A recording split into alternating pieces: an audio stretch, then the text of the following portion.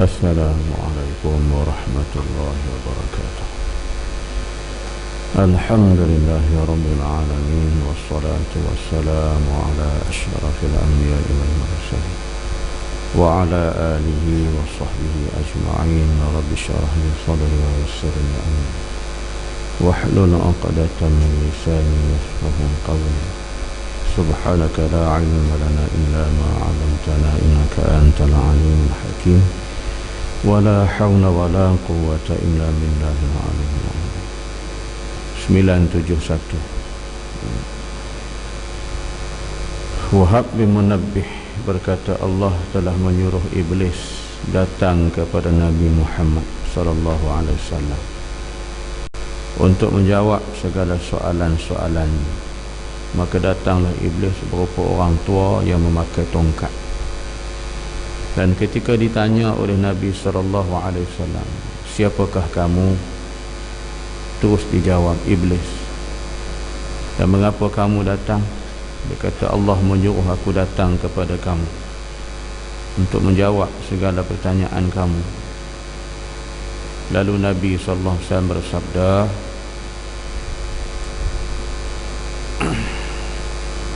Ya mala'un, berapakah musuh-musuh kamu daripada umatku? Jawab iblis, 15 orang. Pertamanya, engkau.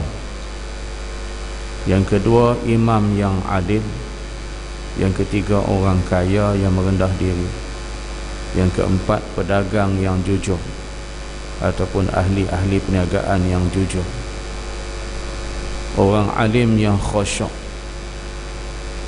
orang mukmin yang suka menasihati, orang mukmin yang murah hati,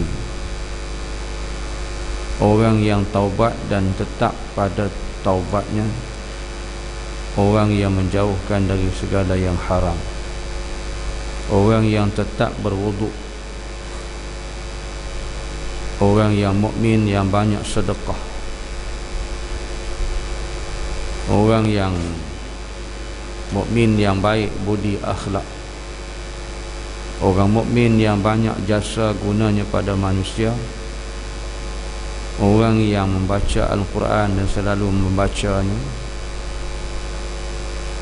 yang akhir sekali orang yang suka sembahyang tahajud malam di waktu orang sedang tidur.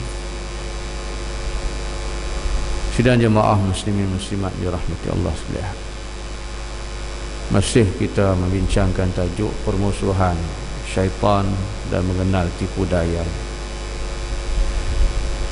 Jadi dalam riwayat ini menceritakan daripada Wahab bin Munabbih, Allah telah menyuruh, memerintah kepada iblis supaya datang berjumpa dengan Nabi dan berdialog dengan Nabi. Jadi dia datang berjumpa dengan Nabi merupai orang tua, pakai tongkat, mari jumpa Nabi, tanya, siapa kamu? Terus dijawab, dia kata iblis. Mengapa kamu datang? Dia kata, Allah perintah aku datang kepada kamu untuk bersoal jawab, menjawab segala pertanyaan apa yang kamu nak tanya, wahai Muhammad. Jadi inilah Nabi bertanya kepada dia, Ya mala'un, berapakah musuh-musuhmu daripada umatku? Dia jawab, dia kata 15. Jadi maknanya, yang pertama sekali, engkau wahai Muhammad. Jadi permusuhan ini yang membawa kepada sampai berlakunya kiamat. Dia tak akan selesai gitu saja. Jadi itu yang kata dalam tafsir fi Dhilalil Quran, kata Syekh Qutub, permusuhan, pertembungan, perlawanan kita dengan iblis, dengan syaitan ini tidak akan berakhir sampailah bertemu dengan kiamat baru habis. Inilah satu perjuangan yang cukup panjang. Jadi Nabi Muhammad adalah musuh dia yang paling utama. Jadi Nabi memang tak disukai oleh iblis. Jadi siapa manusia pun yang tak suka dekat Nabi, itulah iblis yang nampak nyata. Kalau manusia lah, kan, yang ni merupakan sibrah, celupan daripada syaitan iblis waktu dia jadi macam tu. Itu yang apa dulu ni, pihak Iran memburu seorang penulis buku, maka diarahkan dapat tangkap bunuh. Jadi kerajaan kafir melindungi dia. Dia tak silap menjadi apa? Kerajaan Britain melindungi dia, ambil dia, selamat duduk itu. Dapat kat dia puak Iran, dia bunuh. Jadi kita, itulah satu dari perkara yang patut kita lakukan, ialah golongan-golongan ini sentiasa dalam keadaan mereka menjadi tali barut iblis laknatullah. Jadi sebab tu kita ni kena ingat, manusia ni dia wakil daripada syaitan iblis, maka dia juga memusuhi kepada Nabi SAW. Jadi itu serupalah kalau orang musuhkan Nabi, apa yang Nabi buat, apa yang Nabi bawa, apa pengajaran yang Nabi bawa, dia tak suka, dia tentang. Inilah iblis, walaupun dia mengatakan dia manusia, ya. Kemudian imam yang adil.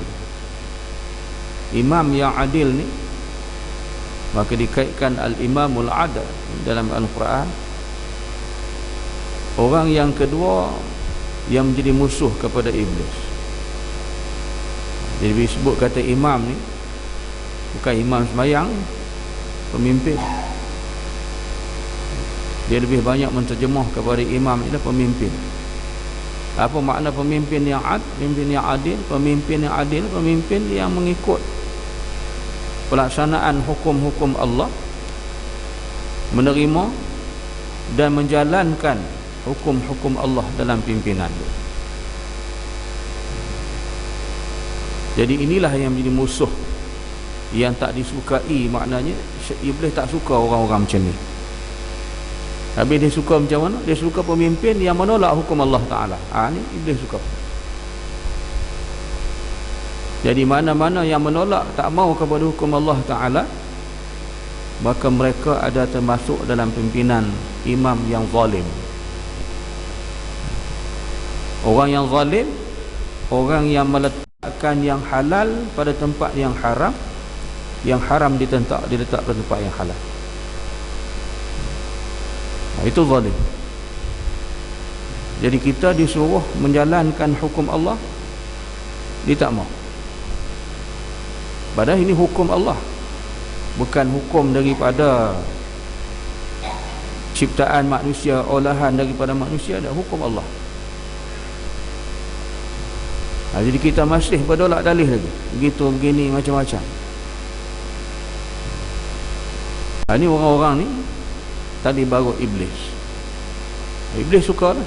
Tapi yang iblis tak suka ni kepada ni imamul adil, imam yang adil, para pemimpin yang menjalankan hukum Allah, yang haram tetap haram, yang halal tetap halal, dan segala hukum Allah itu dijalankan dengan mengikut perintah Allah. Itu pemimpin yang adil. Jadi inilah kita, dan termasuklah juga di kalangan pimpinan-pimpinan yang di bawah-bawah ni, kecil-kecil ni, sampailah kepada kita sebagai seorang suami yang diamanahkan memimpin ahli keluarga kita. Jadi kita kena adil dalam pelaksanaan.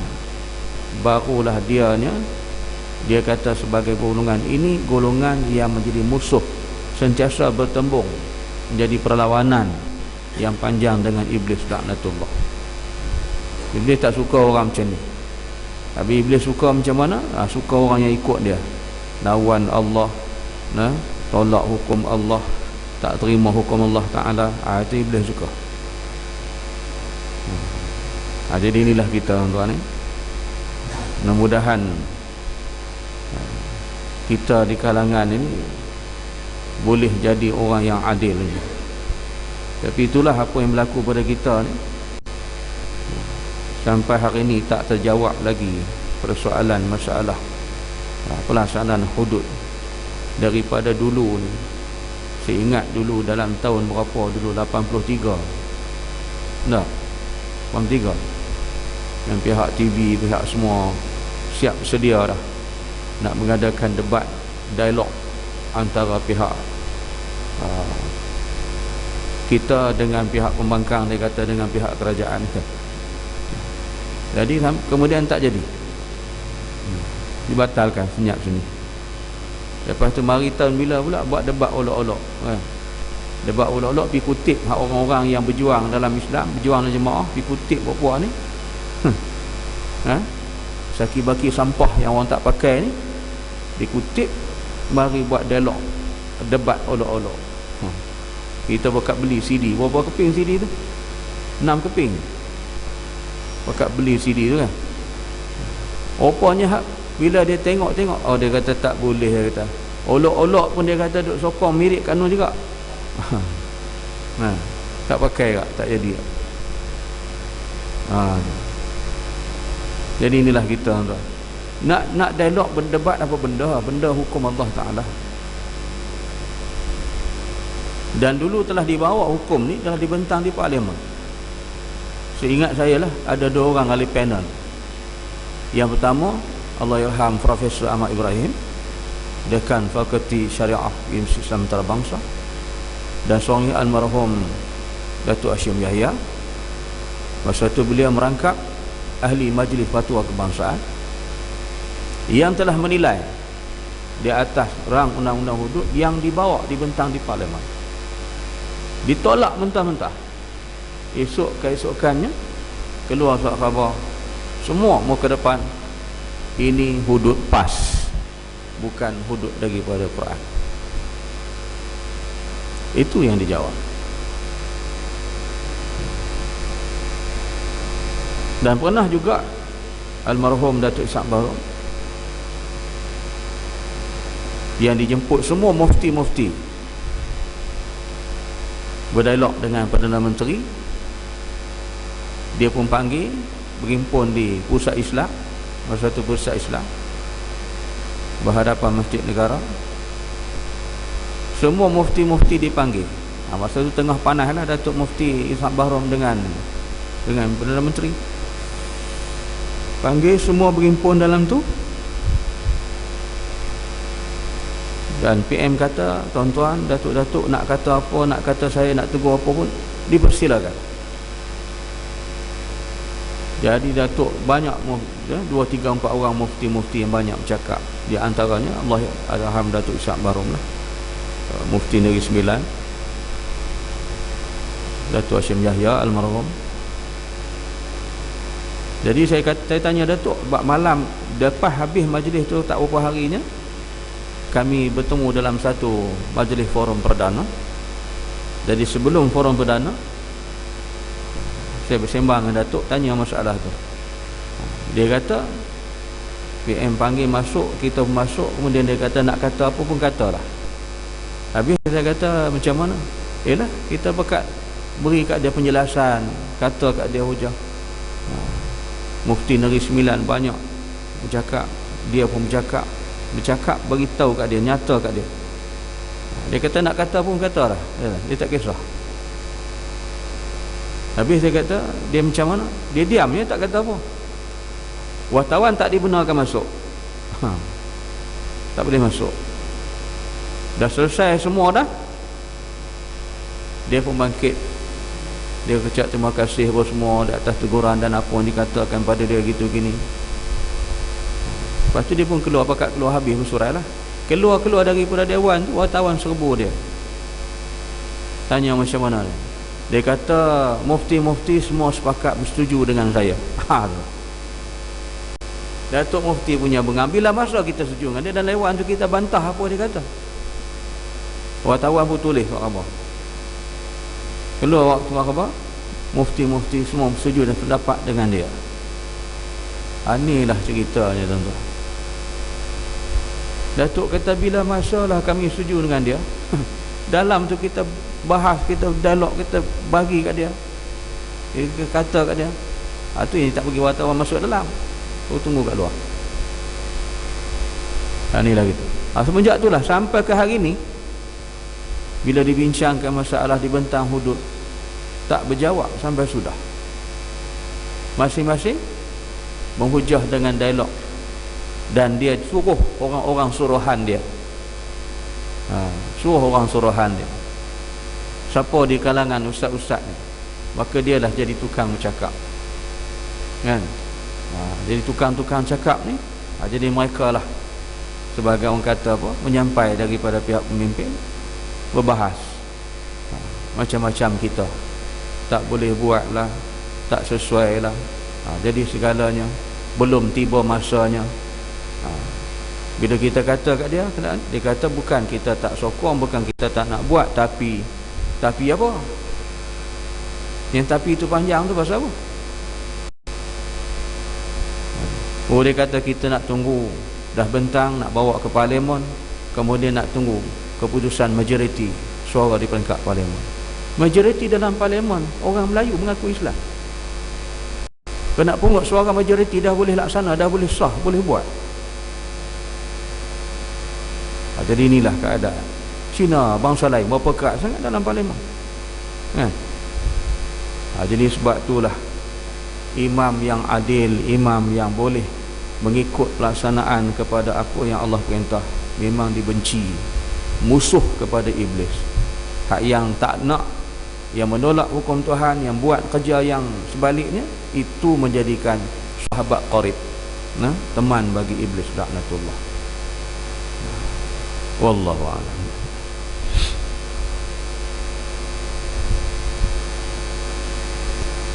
Subhanakallahumma wa bihamdika asyhadu an la ilaha illa anta astaghfiruka wa atubu ilaik. Bismillahirrahmanirrahim. Wal 'asri innal insana lafi khusr illa alladhina amanu wa 'amilus shalihat wa tawassaw bil haqqi wa tawassaw bis sabr. Shadaqallahu.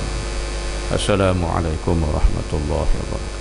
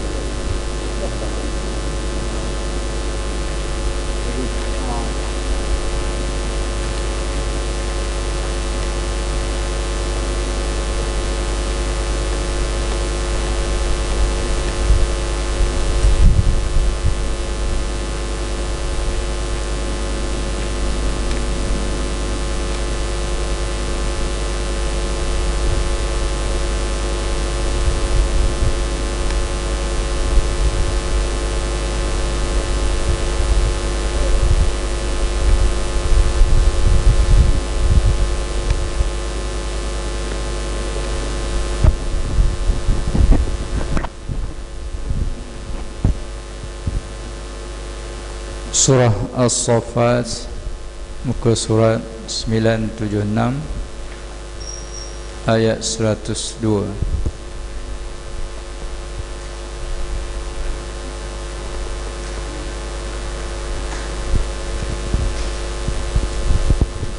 Sembilan tujuh enam ayat 102.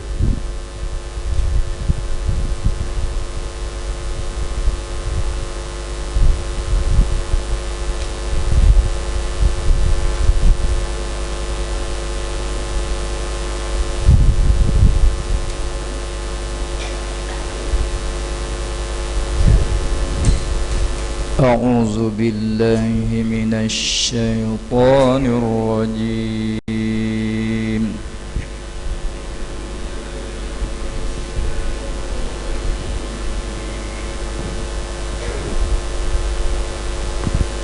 بسم الله الرحمن الرحيم.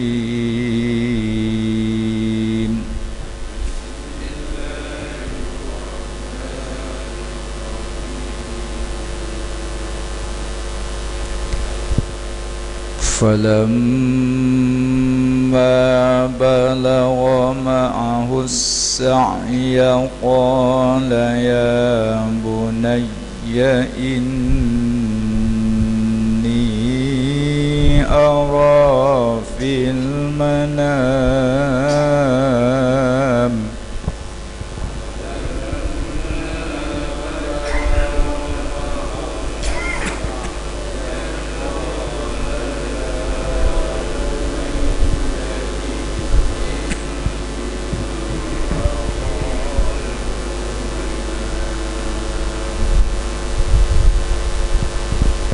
أني أذبحك فانظر ماذا ترى